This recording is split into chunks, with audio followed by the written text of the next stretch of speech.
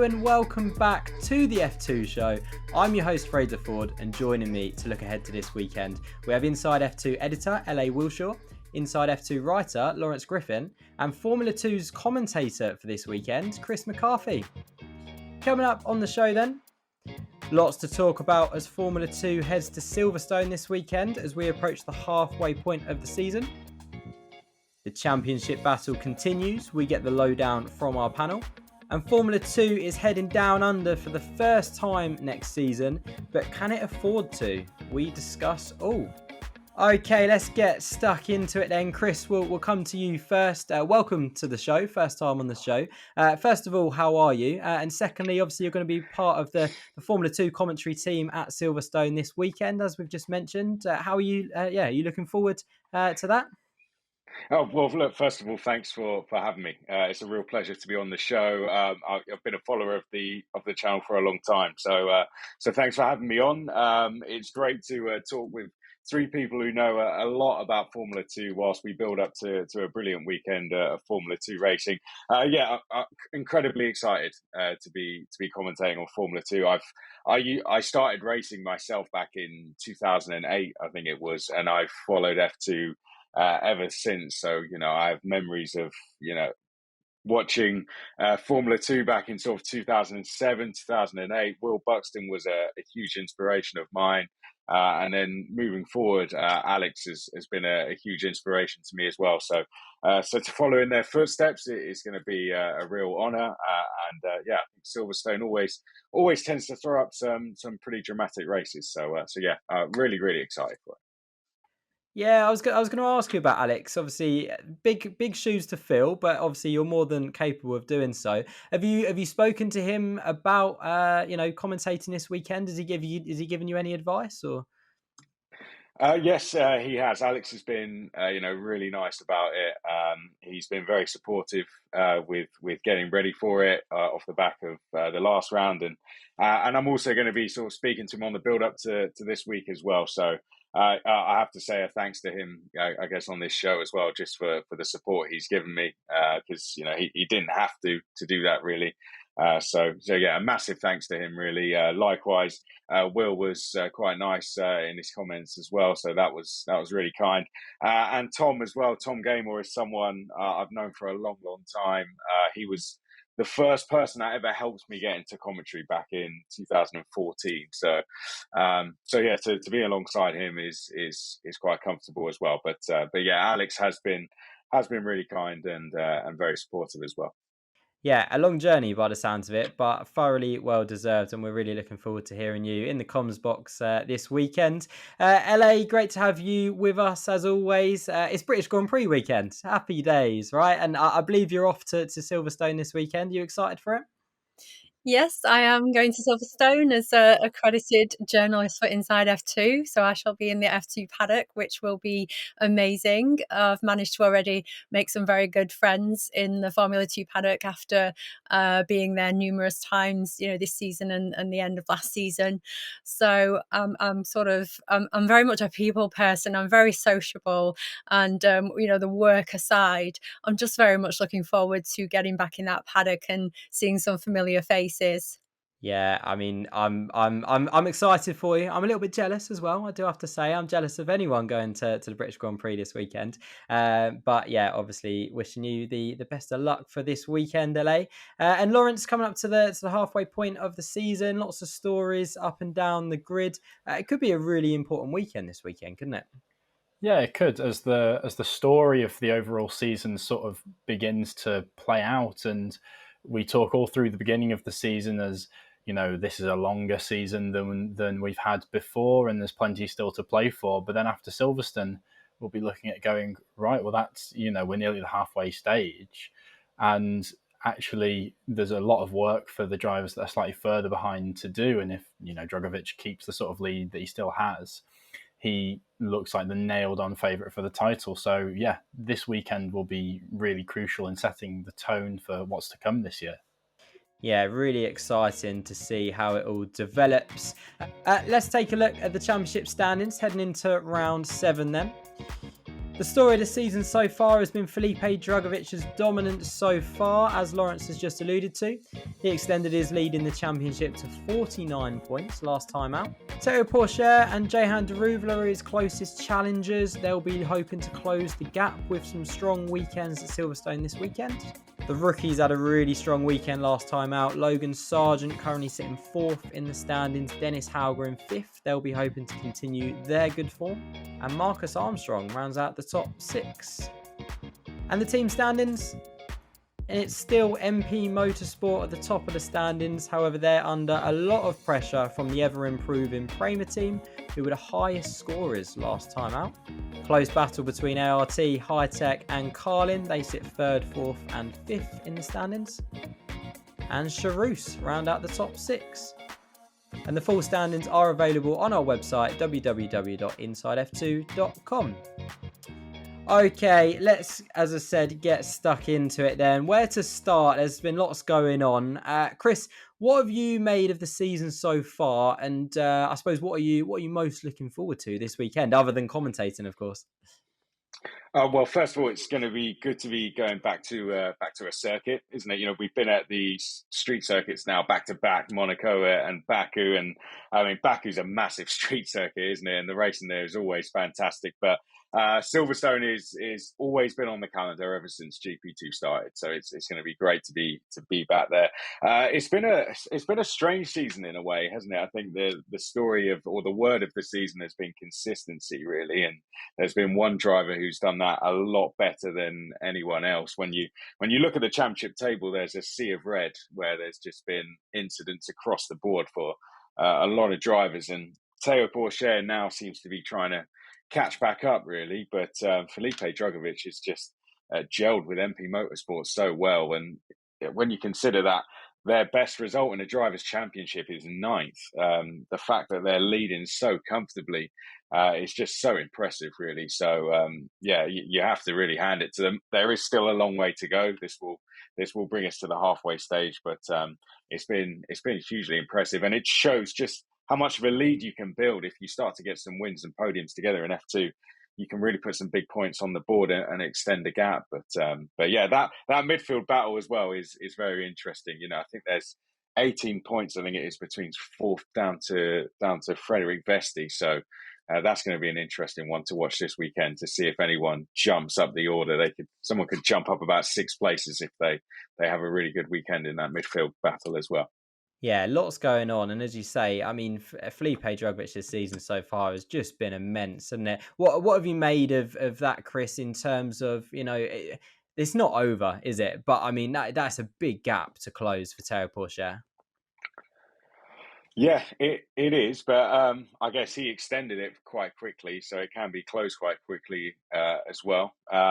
Felipe Drugovic isn't someone who's won a championship for a little while now, so eventually, if he finds himself leading it, the pressure is going to start to get to him.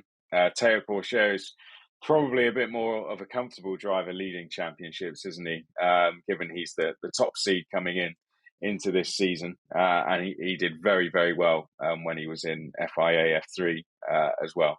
But yeah, it's just been so good to see him show such great consistency, really. Felipe Drugovic, he's done so well, and I think it just shows if you gel with a team, how well you can do, how quickly you can put points on the board. Yeah, absolutely. LA 2 points last time out for Théo Pourchaire. A little bit of a disappointing weekend. Not something we're used to seeing from Théo Pourchaire. He'll be looking to bounce back this weekend, right? Yeah, absolutely. It was very disappointing for everybody, because I think that, nobody wants to see the championship sewn up this far in advance. We all want a bit of a fight and a bit of a battle. So it's really amazing to see Théo, progress through the championship himself. I mean, I think he's had sort of 7 straight races where he has finished in the points. So it's not been the most atrocious championship for him, but he is at 49 points in arrears. What's sitting there on his 83. But a couple of wins. He had a couple of wins in Bahrain and Imola, and of course the second place in Monaco.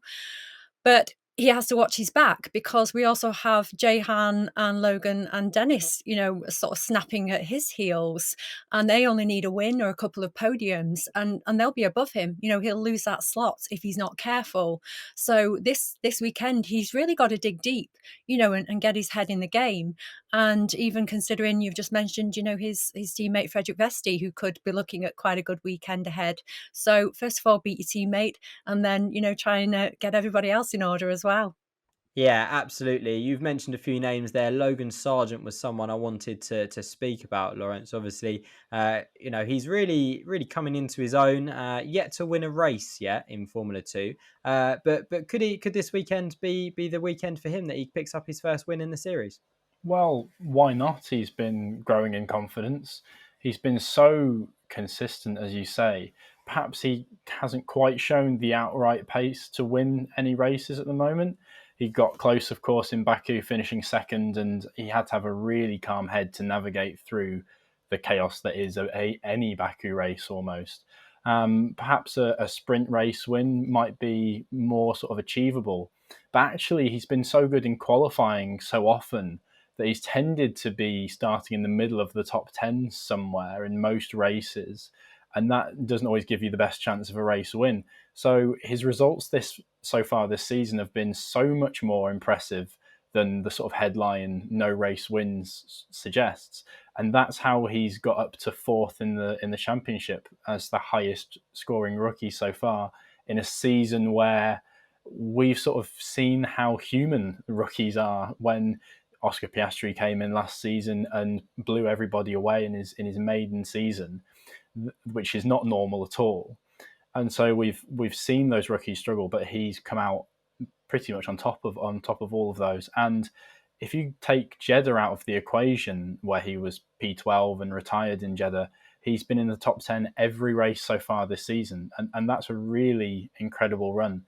So he is a rookie. He's growing in confidence. He's building his knowledge every time he steps in that car.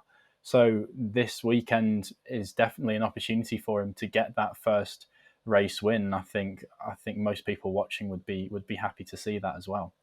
It's the irony of it, isn't it? That the fact that he hasn't got a win yet, but you're right, it's because he is qualifying in the middle of the top 10, which is brilliant, because he's doing well in the feature races, he's doing well in qualifying. But yeah, well, I think I'll speak on behalf of us all when we say that we hope Logan Sargent can maybe go to that next level and pick up a win, because I think that would be great for Formula 2. Chris, I want to talk about Jehan Daruvala, fresh off the back of a Formula 1 test with McLaren. Will that give him a bit of a confidence boost heading into this weekend? Oh, absolutely. It means he can now apply for his super license, doesn't it? He put, I think it was 130 laps on the board. The team gave very positive feedback as well. And I think when you've driven an F1 car, jumping back into an F2 car, it's going to seem a bit easier to drive, isn't it? All of a sudden, the track, and it's going to give him a bit of a head start as well. He's put 130 laps around Silverstone, where everyone else has only been able to go in the sim. So absolutely, it's going to give him a huge amount of confidence going into this weekend. And he's chasing that first feature race win, isn't he? And who knows, maybe it can be this weekend where he goes and gets that. But I think, the F1 test with McLaren, the positive feedback he got, and the amount of lap times he put in, definitely is going to give him a good head start going into qualifying this weekend. Yeah, absolutely. I mean, is that the motivation that he needs? Going to really get, going to spur him on for the rest of the season, knowing that you mentioned about the super license, knowing that he could potentially, Formula One is a possibility next year. Now he has those super license points. Whether or not, that he's in the Red Bull system, and that's a difficult system to get through to Formula One in. But he has the super license points. Is that going to, motivate him and hopefully take him on to that next level? I mean, teams don't look at drivers unless they're interested in taking them on. I don't think that McLaren would have put him in a car for 130 laps if they didn't see some kind of interest there. It's been 10 years since we last saw an Indian driver in Formula One. There's definitely going to be a lot of interest around that, but not only that, it's the pace he's shown in Formula 2 as well, which has put him in that seat. So I think it is. I think it is definitely going to give him that extra bit of confidence that he's now got in the F1 car. He's done very well, and in a good F1 car as well. It wasn't in an F1 car that trails around at the back of the field. This is in a winning F1 car that won at Monza last year. It was that same car, wasn't it? He's driven a winning car now, so why can't he go and race that in a couple of seasons or even next season? Who knows? So, yeah, I think that's going to give him a huge amount of confidence. It's different from someone just telling him he can be an F1. All of a sudden now he's driving one. So yeah, I'm interested to see how he goes this weekend now. Definitely. Yeah, good stuff. Prema looking good as well, so he should have a good chance this weekend. Another team that are looking good, LA, Charoux into the top 6. Is this their best season in Formula 2 so far? Surprisingly, no. I mean, we can go look at last year. They didn't have the greatest time last year. But if you look back to 2018, 2019 and 2020, they had incredible seasons. In 2018, they had Louis Delatraz and Antonio Fuoco with 8 podiums, 2 wins and 22 races in the points that they finished in. And then if you look at 2019, you had Juan Manuel Correa, Callum Ilott. They had 2 podiums each and they finished 15 races in the points. But I'm a bit more impressed with 2020, even though they finished 7th that year. Louis Delatraz, a mammoth 16 races alone in the points with 2 podiums. So to me, it looks like Charoux getting their mojo back this season. Still, as I said, not the greatest season. They've had other great seasons, but they're certainly getting their mojo back with Enzo Fittipaldi.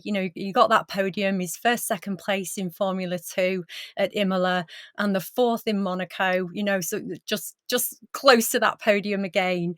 And with David Beckman as well, finishing 8th in Imola when he stepped in place of Jem Bollock-Bassi. They've finished six races in the points. And, Jem, we know he's had his struggles after the accident and not being able to compete. But he's also finished P14 and P11, P12. So he's actually not too far behind. He's not doing too badly either. So, yeah, I wish them the best of luck. They're a great little team, a great outfit, and I'm looking forward to seeing those guys this weekend as well. Chris, I believe you've commentated on Jem Bollock-Bassi as an esports driver. Am I right by saying that? Is that going to be, I suppose, quite a surreal experience going from esport and then both of you in Formula 2? Yeah, I tell you what, I commentated on him in his first ever single-seater race, actually. It was at Hockenheim in Formula Renault Euro Cup. He'd got the call on the Wednesday to ask him, did he want to go and do this race? And he turned up on the Friday. He'd never driven the car before. Never driven the track before. Half the weekend was wet, half the weekend was dry, and he went from being got a few seconds off the pace, and by the end of the weekend, he was just over a second off the pace, and it was a tremendous performance. I mean, one of the races he actually he did a slow start on purpose because it was wet. The first race was wet, and he'd never driven the car in the wet before, and he just said, "I'm going to let them go." And just hang back a little bit, and he stayed with the pack the whole race. Unfortunately, the second race the car broke down on him, but he was a really nice kid to go and meet. He'd driven in esports before then, and I think he'd done a couple of car races before that as well. I can't remember what exactly, but yeah, that was the last time I commentated on him actually. So it's going to be really cool to do that again. Yeah, great story for Jem Bollock-Bassi. Real fairy tale in Formula 2 terms. Now, home race for High Tech this weekend. Of course, Yuri Vips under investigation by Red Bull. He's been suspended for using discriminative language on a live stream. We, like the rest of the motorsport community, await the outcome of the investigation. But everyone inside F2 believe that motorsport should be inclusive, and we do not condone the use of racist language of any kind.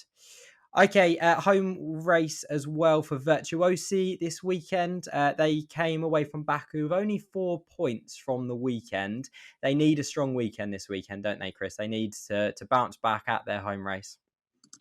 Yeah, absolutely. Virtuosi Racy, I guess it's been a bit of an up and down season for them, but this would be a great chance for them now, coming up to the halfway stage of the season to go and get some good points on the board. And Silverstone's always a good track to do that. I think this is one of the tracks on the calendar where you can really go and overtake, isn't it? I mean, Baku was definitely one of those as well with the amount of straights. But yeah, I think so as well. I think it has been a bit up and down for them, and they've done really well in qualifying, haven't they? They've had some great performances in qualifying, but it just hasn't been able to convert in the races. So hopefully they can get another good qualifying performance this weekend and go and convert that and get themselves on the podium.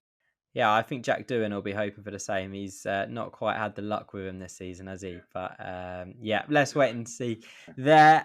No announcement yet at the time of recording about who will be replacing Henri Cordeal in the second VAR seat, although knowing Inside F2's luck, it will be announced the second we press the stop button on this podcast and before it goes out. But we mentioned David Beckman about potentially replacing him. Potentially, LA, you mentioned a Formula 3 driver who could potentially step up or do both the Formula 2 or Formula 3 race weekends. But Lawrence, if it was to be David Beckman, would you be confident that he would jump in the car and do a good job? Definitely. I don't think there can be too many questions about David Beckman's quality, especially after, as LA mentioned, he finished 8th in Imola on what was a really, really tricky weekend with the weather. And then, of course, he has experience of these cars, but you still have to get back into the car and readjust. And doing that so quickly actually was really, really quite impressive. And he'll want to remind everyone of his quality after losing his F2 seat last season, moving from Charouz to Campos, and then not having a seat by the end of the season. He sort of didn't have a fair run at it, really, last season. That instability, I don't know how much that can impact the driver's performance, but it's got to make it really difficult for you.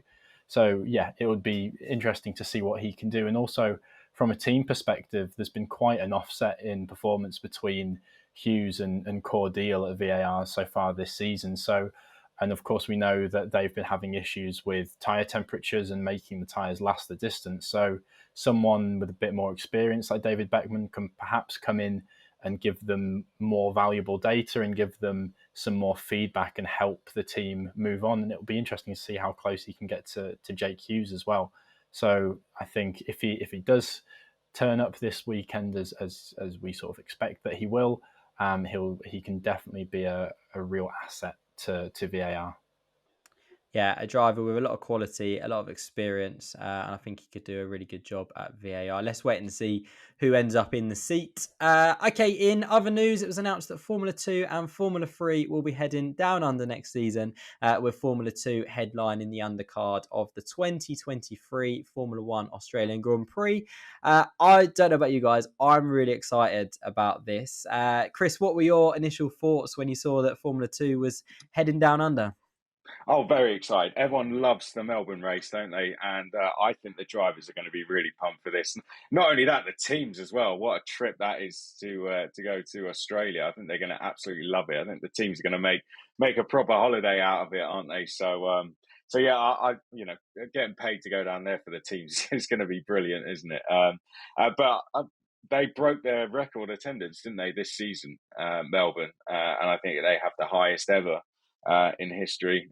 So yeah, what a place to go and race and for the F2 and F3 drivers. And it's a place that has its place on the F1 calendar and always will. So yeah, so why not? It's a new part of the world for Formula 2 to go and race at as well. We've been to some fantastic places with the championship, and I think it's really great. You know, obviously there were some people that frowned upon it a little bit. It is quite far, yes, but I think it's going to be worth the trip. You know, it's taking F2 drivers to a brand new part of the world, and these record attendance crowders are going to be watching them, following them all of a sudden, and their profiles are just going to explode in a brand new part of the world. That's got to be a good thing for me. That's got to be worth it. Yeah, really excited. And the LA agree, excited for it. And I think there'll be a lot of, we've got a few Aussie drivers in Formula 2, Formula 3, home Grand Prix or home race for them. They'll be excited for that as well, right? It is, yeah. There's definitely so exciting for home racers, but I also feel maybe even the New Zealanders in the pack might feel it's just sort of next door kind of thing. And although it's not home as in home, we know it's a different country, of course it is, but I still feel that they might have that same feeling as well. And I'm sure that they're just as excited to be able to even get to see their family and friends and get them over to a race. But I do feel it'll be really beneficial for some of these young drivers that are heading into Formula One, to go across those different time zones, to experience what a short weekend does to disrupt that circadian rhythm in your body, because they're not there for long enough. They'll just about acclimatize, but then they'll be looking at turning around and going elsewhere. And that's actually really valuable experience that you're not aware of unless you actually do these kind of trips. Will it be an additional race? Will it be a 15th race weekend, or will it replace one? I'm not sure if we know the answer to that yet, but I'm hoping it will be an increase. It will be on top of, because that will also then benefit the drivers, get used to more race weekends in case they do take that step into Formula One. Lawrence, as excited as we are for it, do we have to question the impact that it's going to have on the teams financially? Presumably, that's going to be a big chunk of each team's budget for next season. What are your thoughts on that? Yeah, well, without wanting to rain on the parade too much, that it is a big trip out there to Australia, and it's not a huge amount of time to prepare everything for next season and to budget for a round in Australia versus, European rounds. It must be quite different. And of course, many teams will be running in F3 at the same time, so there really will be a big stress on the team. And if you're having people who are out there who are jet lagged, the teams, the mechanics doing pit stops, that could cause all kinds of headaches and maybe a bit of extra chaos for us to enjoy as well. Of course, F2 already travels far and wide to Bahrain, Jeddah, Abu Dhabi, but Australia is a fair bit further afield than all of those. And with the wealth of tracks that are available in Europe, there is a question about, is it financially and environmentally the right call? But it will be brilliant for Australian fans to enjoy F2 and F3. And in terms of the finances, these and the sort of logistics of it, these teams are experienced, they're well set up now, and I'm sure that everyone in Formula One will be making sure that they can make the appropriate arrangements for it. What everyone involved wants is the longevity of these teams. That has to be paramount, that this isn't going to put too much pressure on them. So I have confidence that that won't be an issue come next year. And we get to see F2 and F3 cars racing around that track. And, are we likely to see, as we do so often, that those guys can find overtaking opportunities where it's not possible in F1, especially with the alterations that have been made to the circuit in recent years? I think that could be a really, really brilliant race. That whole middle sector that's just been straightened out a little bit, how much extra opportunity will that grant us? So I think with the slight asterisk next to it, with the slight financial doubts over how exactly it's going to work out, it should be a really positive weekend for Formula 2. Yeah, I think so as well. And we know the carnage that Formula 2 can produce. And Formula 1 has had a few chaotic races around Melbourne over the years, hasn't it? So, really excited for it. Chris, don't quote me on this, okay? Don't quote me on this. But I believe that the fact that that will be the third continent that Formula 2 will be visiting means that it will categorise the series as a world championship. Is that a good step for the series? And does that impact, from a marketing perspective? Does it make Formula 2 a more marketable series to sponsors, for example, and development that way? Yeah, absolutely. I think so. A world championship is there's nothing bad about that as a title, is there? So I really do think so. That it is definitely. I don't see why it would be a bad thing if it does become a world championship. I think it only makes it a better thing for me and for drivers. Some of them are going to be used to this extra trip They do things like the Toyota Racing Series down in New Zealand. They would have done that over the years. Formula Regional Asia is what they usually do on the build up to the season. So for the drivers, it won't be a bigger trip. It's more, as Lawrence said, it's going to be more for the team. So it's going to be really hard. But I think the World Championship title just makes it even more prestigious. It's a prestigious championship enough already, Formula 2, and I think this makes it even more so. Yeah, I'm really excited to hear Alex Jakes crowning a Formula 2 world champion next year, or potentially Chris McCarthy crowning a Formula 2 world champion. Let's wait and see. You never know. But yeah, I think it's really positive news, isn't it? And I think, really looking forward to that. Okay, that is all we have time for today, unfortunately. My thanks to Chris, to LA, and to Lawrence for joining me on today's show. If you've enjoyed the show, make sure you give it a like, subscribe for more Formula 2 content. Let us know what your thoughts are in the comments. Hashtag the F2 show to get involved in the conversation. But from me, Fraser Ford, and all of us here at Inside F2, we'll see you next time.